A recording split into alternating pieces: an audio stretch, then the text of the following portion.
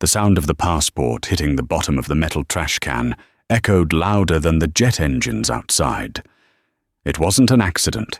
Everyone at Gate 44B saw it. The gate agent, a woman named Brenda with a smile like a razor blade, dusted her hands off and looked the young girl dead in the eye. No passport, no flight. Step aside, honey. She thought she had just grounded a helpless college student.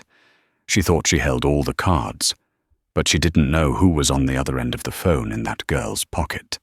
She didn't know that with one call, the girl's mother could shut down the entire airport. Brenda just made the most expensive mistake of her life.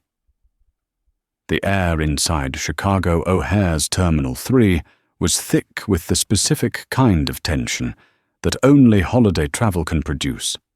It was the frantic energy of 3,000 people all trying to get somewhere else at the exact same time. A cocktail of overpriced coffee, anxiety, and the smell of floor wax. Gina Vance stood near the back of the queue for Skylux Airways Flight 294 to London. She adjusted the strap of her carry-on, checking her phone for the third time. She was 22, a pre-law student at Columbia, with a bright future and a calm demeanor that usually disarmed people. Today, however, she was just tired. She had finished her finals 3 days ago and was flying out to meet her parents for a family reunion in the UK. She checked her documents, passport in hand, boarding pass on the screen, visa approval printed out just in case. Gina was the type of traveler who prepared for everything. Her mother, Evelyn Vance, had taught her that. In this world, Gina, Evelyn would say, usually while reviewing thick binders of federal regulations at the kitchen table, details are the difference between being a passenger and being a victim. Know your rules better than they do. Gina stepped forward as the line inched along. Up at the podium, the gate agent was holding court. Her name tag read, Brenda St. James, lead agent. She was a woman in her late 40s, with stiff, chemically blonde hair sprayed into a helmet of authority. She wore the Skylux uniform, a navy blue blazer with gold buttons, like it was tactical armor. Brenda didn't just check boarding passes. She judged souls. Gina watched as Brenda berated an elderly couple in front of her. "Sir, I told you, Group 4 is not boarding," Brenda snapped, her voice projecting with a practiced nasal shrillness. "Can you read the sign, or do you need me to draw you a picture?" The old man stammered, clutching his cane. I thought they called military." "Active military," Brenda corrected, pointing a manicured finger at the economy lane. "You look about 40 years retired. Step aside. You're blocking the flow." Gina felt a prickle of heat on her neck. She hated bullies, but she kept her head down. She just wanted to get on the plane. When it was finally her turn, she walked up to the podium, put on her best polite smile, and held out her passport. "Good morning," Gina said. Brenda didn't look up. She was typing something on her terminal, her long acrylic nails clicking aggressively against the keys. She let Gina stand there for a full 30 seconds, a power move. Finally she stopped, sighed dramatically, and looked up. Her eyes did a quick scan of Gina, the natural hair, the hoodie from her university, the expensive noise-cancelling headphones around her neck. Brenda's lip curled slightly. "Boarding pass," Brenda demanded, ignoring the greeting. Gina held her phone under the scanner. It beeped green. "Group 2. Brenda frowned. She looked at the screen, then back at Gina. She seemed disappointed that the machine had accepted her. "Passport," she said, holding out her hand without making eye contact. Gina placed the dark blue booklet into Brenda's palm. Brenda opened it, flipping the pages with unnecessary roughness. She squinted at the photo, then at Gina. "You look different in the picture," Brenda said, her tone dripping with suspicion.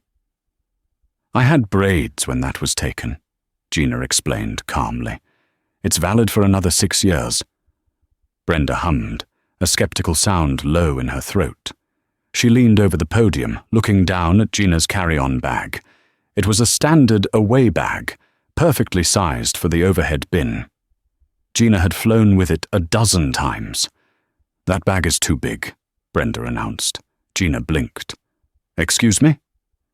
The bag, Brenda pointed. It's too large for the cabin. You'll have to check it. That'll be $85. Gina looked at the sizer, the metal cage used to measure bags, sitting right next to the podium.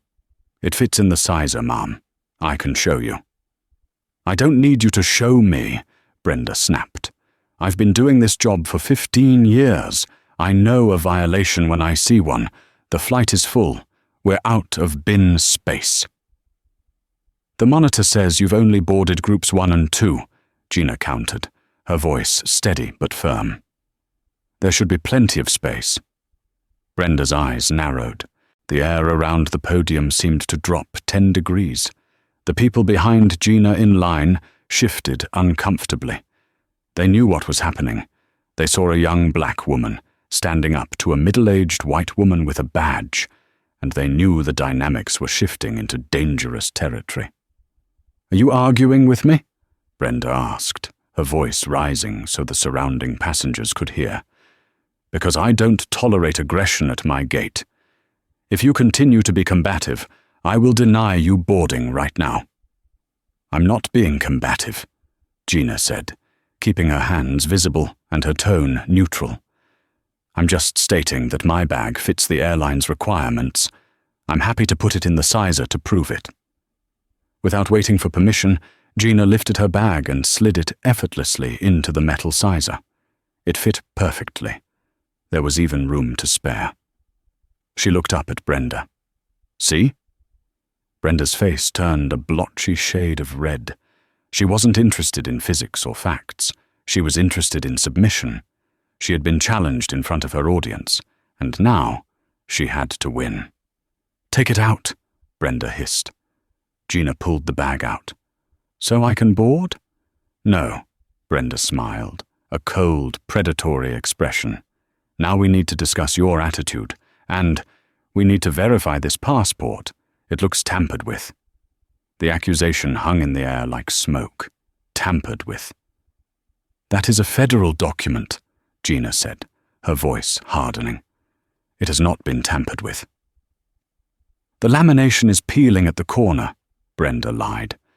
She was holding the passport up to the light, bending it slightly, looking for any excuse.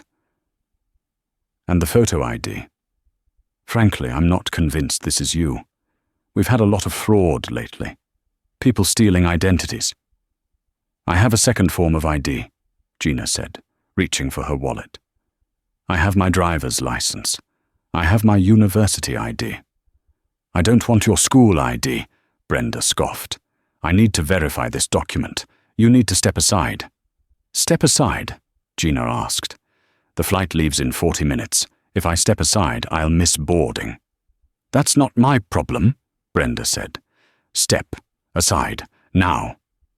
Gina didn't move. She knew exactly what this was. If she stepped out of line, Brenda would ignore her until the doors closed. It was a pocket veto, a silent ban. I want to speak to a supervisor, Gina said clearly. Brenda laughed. It was a sharp, barking sound. I am the supervisor of this gate, honey. There is nobody else.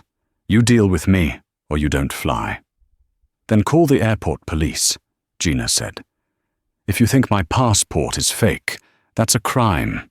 Call the police. Let's have them verify it.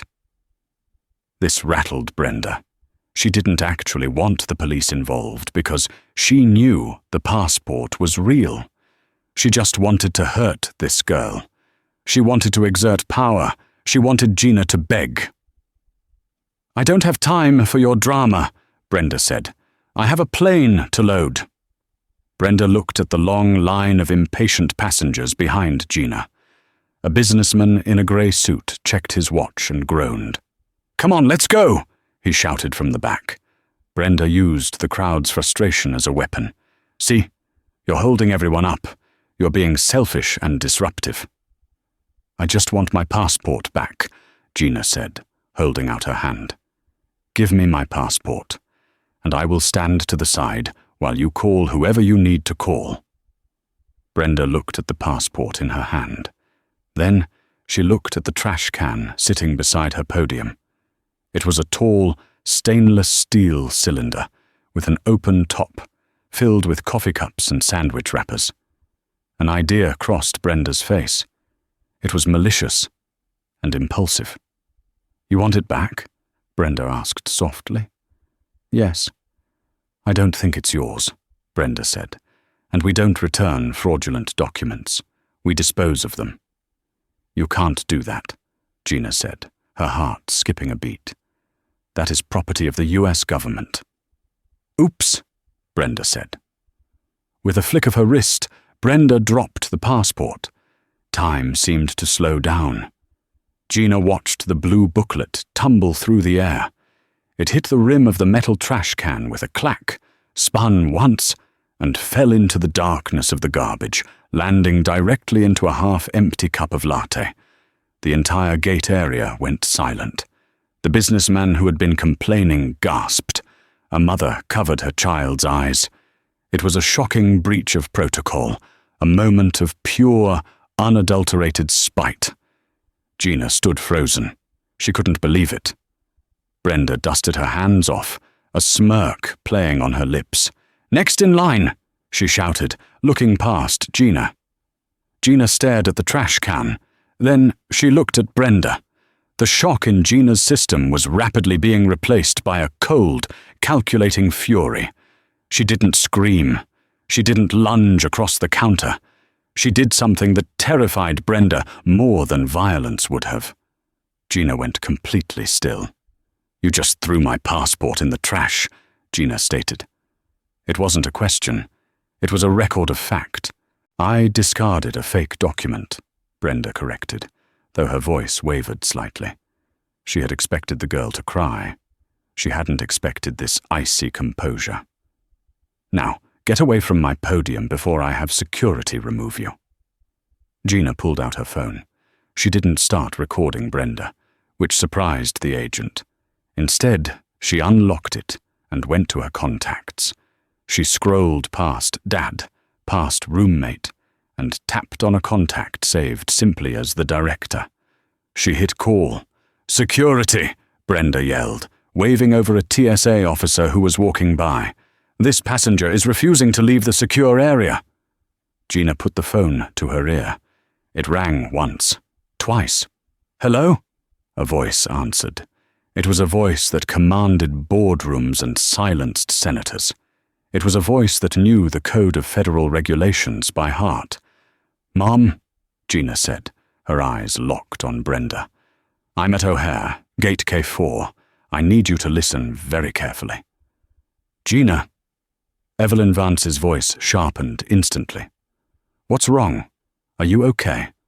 "I'm physically fine," Gina said, "but the lead gate agent for Skylooks, a Miss Brenda St. James, just confiscated my passport and threw it into a trash can full of coffee. She is refusing to let me retrieve it, and she is denying me boarding." There was a silence on the other end of the line, a heavy, terrifying silence. "She did what?" Evelyn asked. The tone wasn't anger. It was the sound of a nuclear silo opening its doors. "She threw my passport in the garbage, Mum, and now she's calling security to have me arrested for trespassing." "Gina," Evelyn said, her voice dropping an octave. "Do not move. Do not let them move you. Put the phone on speaker. Is she there?"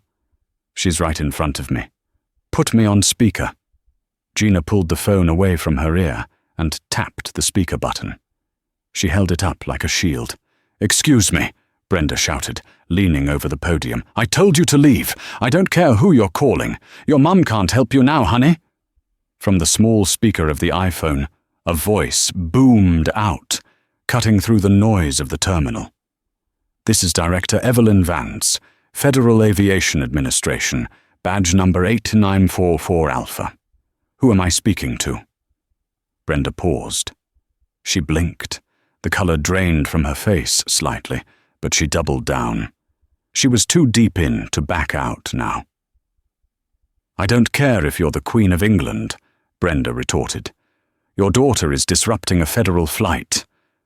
And you, Evelyn's voice came through with crystal clarity, have just violated Title 18, Section 1597 of the United States Code by destroying a travel document, and you are currently in violation of FAA Regulation 14, CFR Part 121, regarding the denial of boarding without due cause. Now listen to me closely. Brenda rolled her eyes. Oh God, another armchair lawyer. Security, get her out of here. 2 police officers were approaching now, pushing through the crowd. Mum, the police are here, Gina said calmly. Good, Evelyn said. Hand the phone to the officer. Do not let that plane leave the gate. Do you hear me, Gina? That plane does not move. The 2 police officers, both wearing the Chicago Police Department insignia on their shoulders, stepped through the angry crowd. The lead officer was a tall man with tired eyes and a name tag that read Miller. He looked from the screaming gate agent to the young woman standing perfectly still with a phone in her hand. All right, break it up, Miller said, his voice heavy with the exhaustion of a double shift. What is going on here? Brenda immediately lunged forward, pointing an accusing finger at Gina. Officer, thank God, this passenger is becoming violent. She refused to check her bag, she presented a fraudulent passport, and now she is refusing to leave the secure area. I need her escorted out immediately so I can close this flight. Miller looked at Gina. She didn't look violent. She looked like a student who was late for a lecture. Ma'am, Miller said to Gina, is this true? You need to step away from the podium. Gina didn't step back. She stepped forward. She extended her hand, offering her phone to the officer.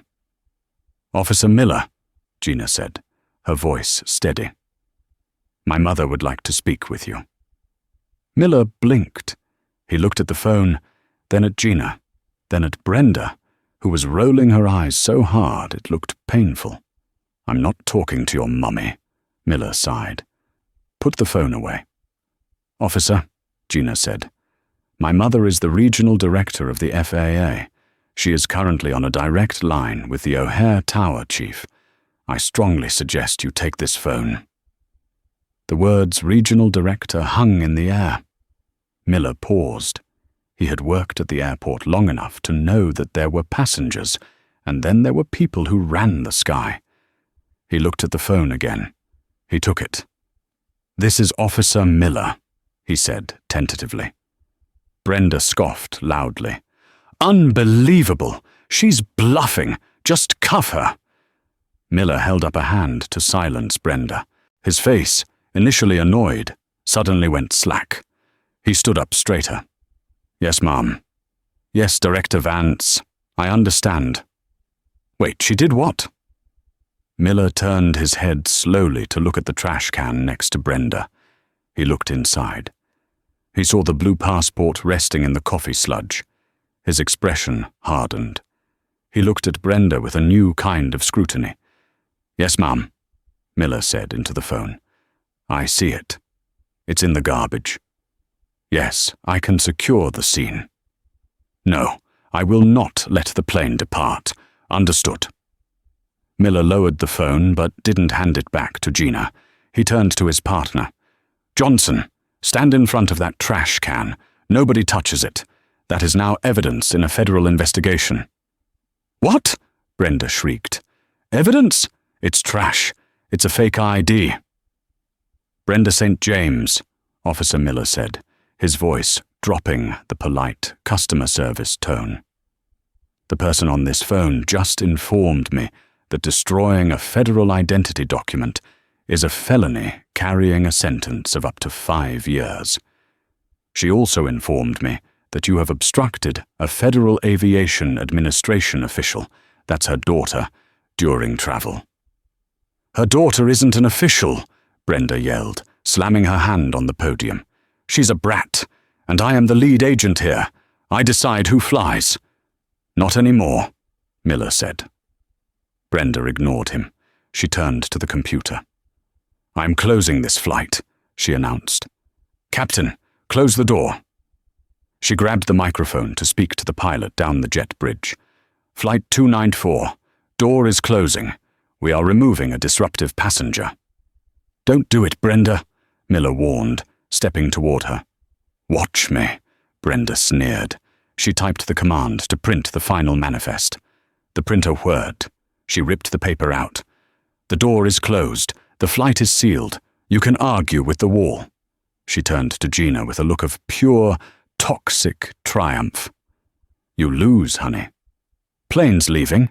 Have fun swimming to London." Gina didn't flinch. She just looked at the phone in Miller's hand. "Mum," she said, loud enough for the microphone to pick up. She closed the door. Miller put the phone back to his ear. He listened for a second, then went pale. He looked at Brenda. "You really shouldn't have done that," Miller whispered. The jet bridge began to retract. The heavy thud of the aircraft door ceiling echoed through the glass. The engines of the Boeing 777 began to whine as they spooled up for pushback. Brenda crossed her arms, leaning against the back wall of the podium. She felt invincible. She had won. The girl was still here, and the plane was leaving. "All right, folks," Brenda announced to the few remaining standby passengers who hadn't made the cut. "Show's over. Clear the area." Suddenly, the phone on the desk, the hard line that connected directly to the control tower and operations, rang. It wasn't a normal ring. It was the emergency ring. A jarring, continuous trill that demanded immediate attention. Brenda frowned. She picked it up. "Gate 44B, lead agent St. James. Hold position." The voice on the other end was deafening. It wasn't the polite dispatcher she was used to. It was the tower controller, and he was shouting. "Excuse me," Brenda asked. "Stop the pushback." The controller repeated. "Flight 294 is grounded. Repeat, grounded. Do not detach the tug. Do not start engines." "Why?" Brenda demanded. "We are closed and ready. We have a slot time." "Your slot is cancelled," the controller snapped. "We just received a code-red administrative stop order from the FAA regional office. They have flagged the aircraft as a crime scene. Do not move that plane." Brenda dropped the phone. It dangled by its cord, swinging back and forth. Outside the window, the massive plane, which had just started to move inches away from the gate, slammed on its brakes. The nose gear dipped violently. Inside the plane, 300 passengers were thrown forward against their seatbelts. The gate area went silent. Then, the doors to the concourse burst open. Running down the hallway was a man in an expensive suit, followed by 3 more police officers and 2 men in dark windbreakers that said, "TSA Inspector." The man in the suit was Mr. Henderson, the station manager for Skylux Airlines at O'Hare. He was the boss of Brenda's boss. And right now, he looked like he was having a heart attack. "Brenda!"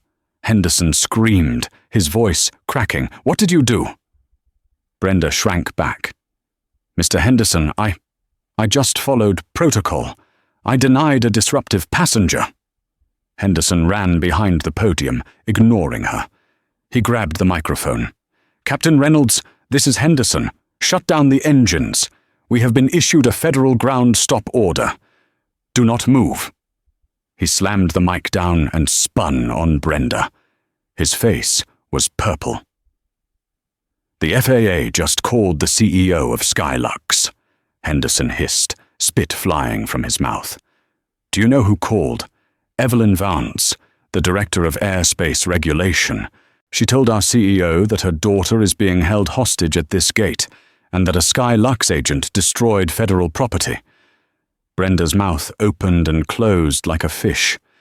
It was a fake passport." "Was it?" Henderson roared. He turned to Officer Miller. "Where is it?" Miller pointed to the trash can. "In there, sir. My partner is securing it." One of the TSA inspectors stepped forward. He put on a pair of blue latex gloves. With clinical precision, he reached into the trash can, past the coffee cups, and retrieved the soggy, coffee-stained passport. He opened it. He pulled out a jeweler's loupe and inspected the laminate, the chip, and the photo. The silence was agonizing. Brenda held her breath. Gina watched calmly. The inspector looked up. "This is a valid diplomatic passport, issued to a dependent of a high-ranking federal official," he announced. "It is authentic, and it has been willfully vandalized." Henderson looked at Brenda. The look wasn't anger anymore. It was pity. "Brenda," Henderson said quietly, "give me your badge." "Mr. Henderson, please," Brenda stammered, tears finally welling up in her eyes. "I've been here 15 years. I was just protecting the flight. You just cost this airline $100,000 in fuel and delays, and you just committed a federal crime in front of 30 witnesses," Henderson said. "Give me your badge, now." Brenda's shaking hands reached up to her blazer. She unclipped the plastic ID that had been her shield, her weapon, and her identity for a decade and a half. She placed it in Henderson's hand. "Escort her out," Henderson said to the police, "and get that plane door open." "Wait," Gina spoke up. Everyone turned to look at the young girl. She hadn't moved an inch. "My mother is still on the phone," Gina said. "She wants to speak to the person in charge." Henderson swallowed hard. He wiped sweat from his forehead and took the phone from Officer Miller. "Director Vance?" Henderson said, his voice trembling. "This is Robert Henderson, station manager. We have the situation under control. The agent has been relieved of duty." "Mr. Henderson," Evelyn's voice was calm, terrifyingly so.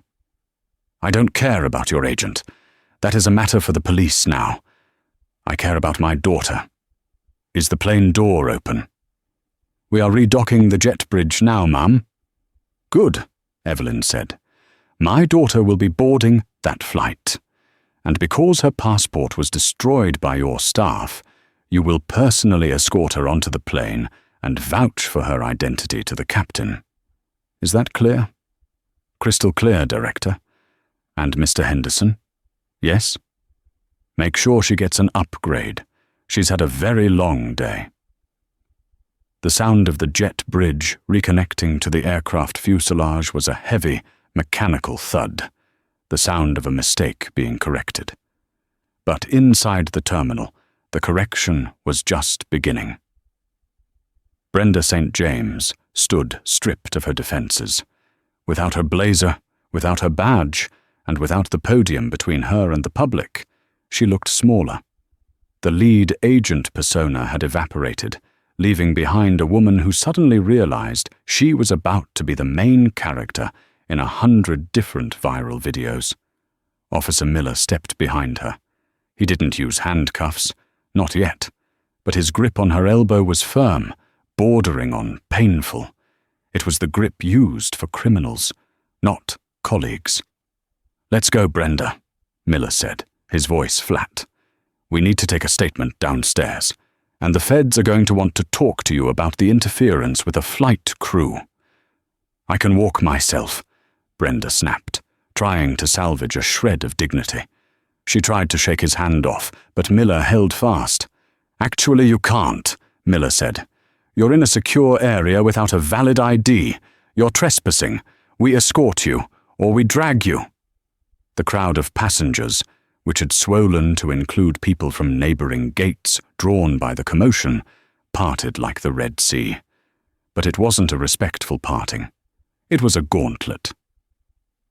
As Brenda was led away from Gate 44B, the silence broke. "That's her!" someone shouted. "That's the one who threw the girl's passport." "Bye, Karen," a teenager yelled from the back, holding up his phone to record. Brenda kept her eyes fixed on the floor. her face burning with a heat that felt like a sunburn. She could feel the lenses of 50 smartphones tracking her every step. She knew, with a sinking dread, that by the time she got to the precinct, she would be trending on Twitter. She had spent 15 years building a reputation as the Iron Lady of Terminal 3. The one who could spot an oversized bag from 50 feet, the one who made grown men cry over missed connections.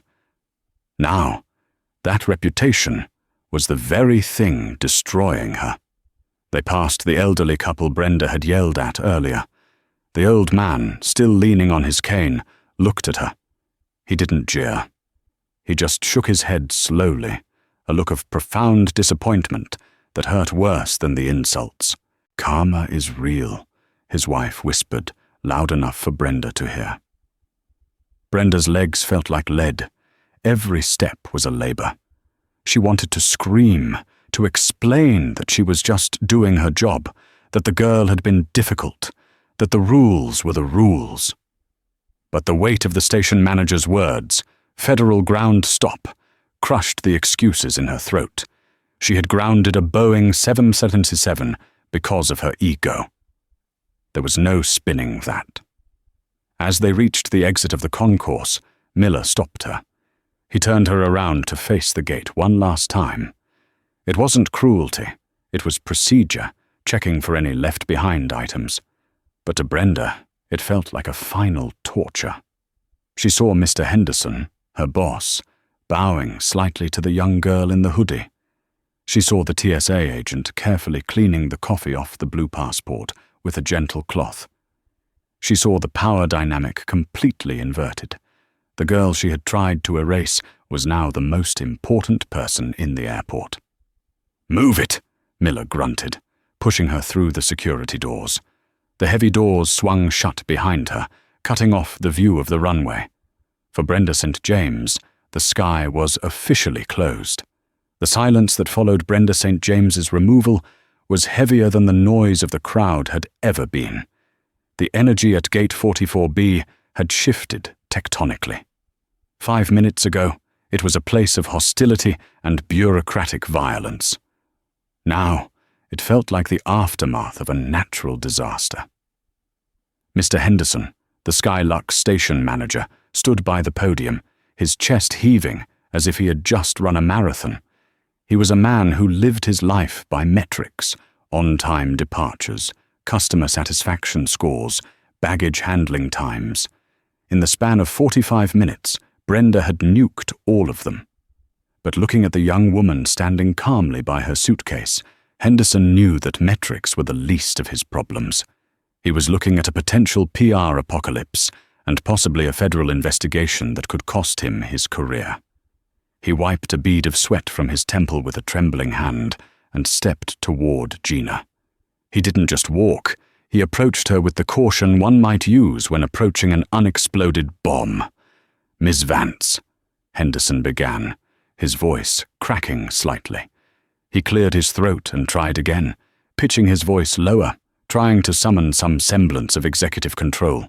"Miss Vance, on behalf of Skylux Airlines, There are no words. What happened here today was a complete failure of our values, our protocols, and common decency." Gina looked at him. Her expression was unreadable. She hadn't gloated when Brenda was led away, and she didn't smile now. She was still in survival mode, her adrenaline humming just beneath the surface. "I have your passport," Henderson said, holding the document with both hands. The blue booklet had been wiped clean by the TSA inspectors, though the edges were slightly warped from the moisture of the coffee grounds. To Henderson, it looked like a radioactive object. He offered it to her gently. Gina took it, checking the photo page. It was still valid. She nodded once, sliding it into her pocket. "Thank you," she said softly.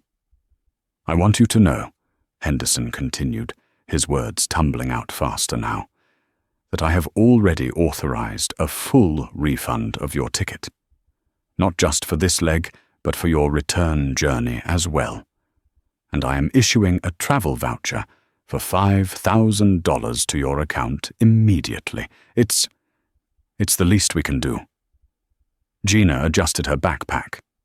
"Mr. Henderson, I appreciate the voucher, but right now, I just want to board. My family is waiting for me in London. Of course, immediately. Right this way." Henderson gestured to the open jet bridge door as if he were opening the gates to the Louvre. "I will escort you personally. No one else will bother you today. I promise you that." He turned to the crowd of onlookers, the other passengers who were still whispering, recording, and staring. "Folks," Henderson announced, his voice booming with forced cheerfulness, "thank you for your patience. We will resume boarding in 5 minutes. We just need to get this young lady settled first." He grabbed Gina's carry-on bag, the same bag Brenda had sneered at, before she could lift it. "I'll take this." They walked down the jet bridge together. The tunnel was cool and smelled of jet fuel and recycled air. The sound of their footsteps echoed against the metal walls. For Gina, the walk felt surreal. She had spent the last hour being treated like a criminal, and now the highest-ranking official at the airport was carrying her luggage like a bellhop. As they reached the end of the bridge, the aircraft door loomed large. 2 flight attendants, Sarah and Marcus, were waiting in the galley. They looked anxious. News travels faster than light in an airport, and the rumors had already reached the crew. The gate agent arrested. A director from the FAA, a ground stop order. When they saw Henderson carrying the bag, their eyes widened. They knew instantly that the young girl in the university hoodie was the center of the storm. "Welcome aboard," Sarah said, her smile tight but genuine. "We are so sorry for the delay." "Where is Captain Reynolds?" Henderson asked sharply. "He's in the cockpit, sir. He's running the pre-flight checklists again since we had to shut down." "Get him," Henderson ordered. "Now." Before Sarah could move, the cockpit door opened. Captain James Reynolds stepped out. He was a man cut from the old cloth of aviation. Silver hair, 4 gold stripes on his shoulders, and a face that looked like it belonged on a recruitment poster. He held his cap in his hand. Reynolds didn't look at Henderson. He looked straight at Gina. He didn't just see a passenger. He saw the daughter of a colleague. Pilots and the FAA often had a contentious relationship, but they respected the hierarchy. And Reynolds knew that for a regional director to issue a code red stop on a commercial airliner, the situation had to be severe. "Ms. Vance," Reynolds said, his voice a deep, calming baritone. He extended a hand. Gina shook it. His grip was firm and warm. "I'm Captain Reynolds. I want to offer you a personal apology," he said. "I've been flying for 30 years, and I have never had a member of my ground crew treat a passenger the way you were treated today. It is a disgrace to the uniform." "Thank you, Captain," Gina said. "I know it wasn't your fault." "It's my ship," Reynolds corrected her gently. "Everything that happens involving this flight is my responsibility. When the tower called me and told me to set the parking brake because we were a crime scene, well, let's just say I was ready to come up the jet bridge myself." He paused, looking her over to make sure she was actually okay. "Are you all right to fly? We can delay further if you need a medic or time to compose yourself." "No," Gina said quickly. "Please, I just want to go." "Good," Reynolds smiled. "Then we'll get you there. Fast and smooth. We're going to make up the time in the air." He turned to Henderson, his expression hardening instantly. "Bob, what seat is she in?" Henderson checked his tablet. Originally, 24F, economy window." Reynolds scoffed. It was a dismissive sound, sharp and loud. "Absolutely not." He turned to Sarah, the lead flight attendant. "Sarah, who is in 1A?" Sarah checked her manifest. "Mr. Sterling, Captain. He's already seated. He's a global services member. He's already on his second gin and tonic. Move him, Reynolds said calmly. Henderson's eyes widened. Captain, Mr. Sterling flies 200,000 miles a year. If we downgrade him, corporate is going to— I don't care if he owns the airline, Reynolds interrupted, his voice leaving no room for argument. Mr. Sterling didn't have his federal identification destroyed by our staff. Mr. Sterling wasn't threatened with arrest for trying to board a plane he paid for. Move him to 1C. Move the passenger in 1C to business. Miss Vance is taking 1A. Captain, Henderson started, looking pale. Reynolds took a step closer to the manager. Bob, you have two choices. You can explain to Mr. Sterling why he's moving 4 feet to the right. Or you can explain to the FAA director why her daughter is sitting in coach after we threw her passport in the garbage. Which phone call do you want to make? Henderson swallowed hard. I'll handle Mr. Sterling. The group moved into the first-class cabin. It was a sanctuary of soft beige leather, walnut trim, and hushed lighting. The air smelled of expensive cologne and heated nuts. In seat 1A, the prime suite with the most privacy, sat a middle-aged man in a bespoke suit, tapping furiously on a laptop. This was Mr. Sterling. He looked up, annoyed, as the procession approached. Mr. Sterling, Henderson said, putting on his most apologetic smile. What is it? Sterling snapped. We're already 20 minutes late. Why aren't we pushing back? We are preparing for departure now, sir. However, there has been a slight change in the manifest due to an operational security issue. We need to ask you to move to seat 1C. It's just across the aisle. Sterling laughed. It was an ugly, incredulous sound. You're joking. I reserved 1A 3 months ago. I'm not moving. He glanced at Gina, looking her up and down with disdain. And certainly not for a teenager in a hoodie. Is this a joke? Is she a pilot's kid or something? Gina felt the heat rise in her cheeks. Even here, at the finish line, she had to deal with this. But before she could speak, Captain Reynolds stepped forward. He didn't raise his voice. He didn't have to. He simply projected authority. Sir, Reynolds said, this young woman is the victim of a serious security breach committed by our staff at the gate. The FAA has cleared this flight to depart only on the condition that her safety and security are guaranteed by the captain. That's me. And I have determined that seat 1A is the most secure position for her. Sterling blinked. The mention of the FAA and security breach cut through his entitlement. He looked from the captain to Henderson, then to Gina. He saw the tension in the crew's faces. He realized this wasn't a request. It was an order. Fine, Sterling grumbled, slamming his laptop shut. But I'm filing a complaint, and I expect extra miles. Mr. Henderson will load them to your account before we land, Reynolds promised dryly. Sterling grabbed his briefcase and huffed across the aisle to 1C. Reynolds turned to Gina and gestured to the empty suite. It's all yours, Miss Vance. Gina stepped into the pod. It was massive. The seat was wide enough for 2 people, upholstered in buttery soft leather. There was a large entertainment screen, a vanity mirror, and a duvet rolled up on the ottoman. She sat down, and the seat seemed to embrace her. For the first time in 2 hours, her shoulders dropped. The tension that had been holding her spine rigid finally let go, replaced by a wave of exhaustion. Henderson placed her bag in the overhead bin with care. Is there anything else you need? Anything at all? No, Gina said, her voice quiet. Thank you. Good flight, Henderson said, backing away. He looked like he wanted to vanish, and frankly, Gina wanted him to. Captain Reynolds leaned in one last time. I'll be up front. Sarah here will take care of everything. If anyone bothers you, and I mean anyone, you tell Sarah, and she calls me.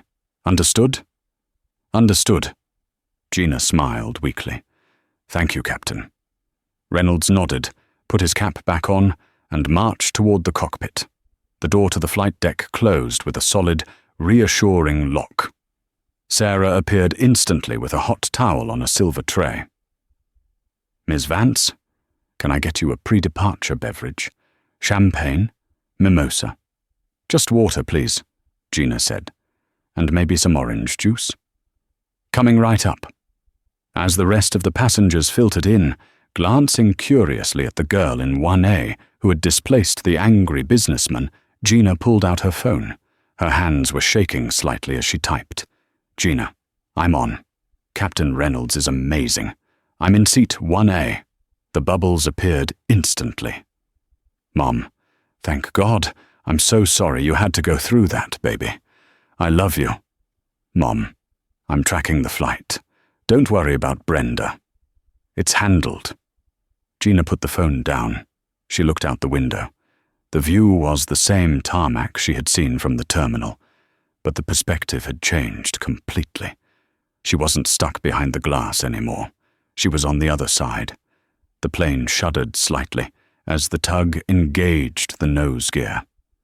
The engines began to spool up, a deep, rising whine that vibrated through the floorboards, a sound of immense power waking up.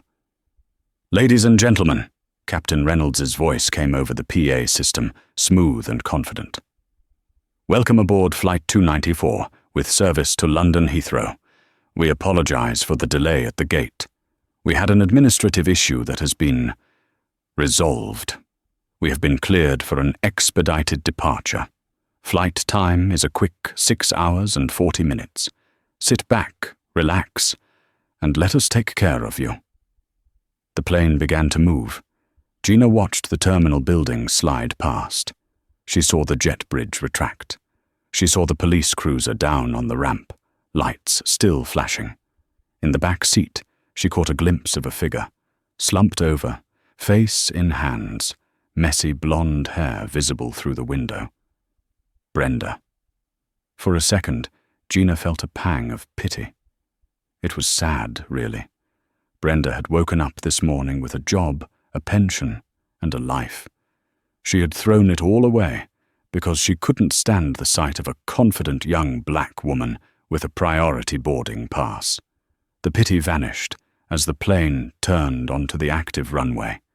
The engines roared to full power, pressing Gina back into the soft leather of seat 1A. The ground rushed by, concrete, grass, lights, blurring into streaks of color. Then, the bump, the lift. The wheels left the ground. The heavy machinery defied gravity. Gina looked down as the airport shrank beneath them. The terminal, the gate, the podium, the trash can, it all became small, insignificant toys. She was rising above it all. She closed her eyes, took a sip of her orange juice, and finally exhaled. 3 months later, the conference room on the top floor of the Skylux Airlines corporate headquarters in Chicago was silent enough to hear a pin drop. The view from the window was spectacular, a panoramic sweep of the city skyline. But Brenda St. James wasn't looking at the view. She was staring at the polished mahogany table, her hands trembling in her lap. She sat opposite a team of 4 lawyers in expensive grey suits. At the head of the table sat Mr. Henderson, looking 10 years older than he had that day at the gate, and next to him, sitting with the poise of a queen, was Director Evelyn Vance. Gina was there too, sitting quietly beside her mother.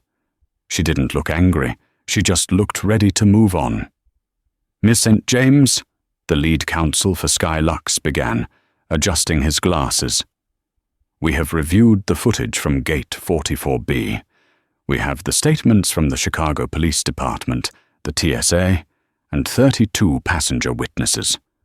We also have the report from the FAA.